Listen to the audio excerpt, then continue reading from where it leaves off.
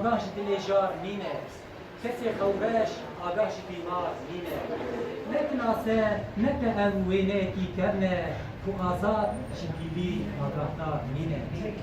گولیستان جیهێتە ئەی نازەنینم ئەس bi گولخان û xwelî vedrûnim çi di gulşen çi di gulxan çi sehra û çavan vedike heke bibînim Berawet remzekê ji beşna te ye mecnûnî qismet ji sewda te ye Bûmana min ev ku xalikê te veşartî bi temaşa te de ye Dilêm ji derdê te herdem xemîn e barîfêm kevir doşekên zemîn e Sucem ew ku min ji te hez kiriye ma ev ji te hez bike dilbîn e Alemê de kes nebe wek min amîn wek min kes nebe evîn û ayîn herê ku bi halê min bawer nîne weke min be weke min be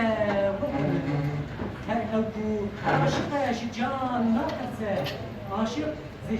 zencîr û zindan natirse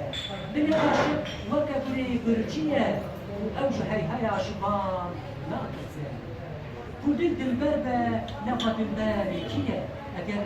dilber navê dil çiye ez dil û dilber perleher dibînim nizanim ku dil kiye dilber kiye biçim ez ji vê alemê bi derçim biçim ji çîn û maçînê dûrtir çim ez ê dildare peyam kê bişînim ku ger dûrî xweş e ez ê dûrtir çim Eğer destên bikê çerxa felekê ez ê gelek tiştan bipirsim ji wê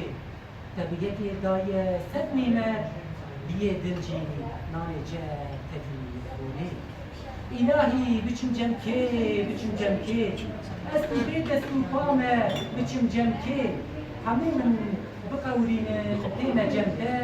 û ji te biqewirin biçim cemkê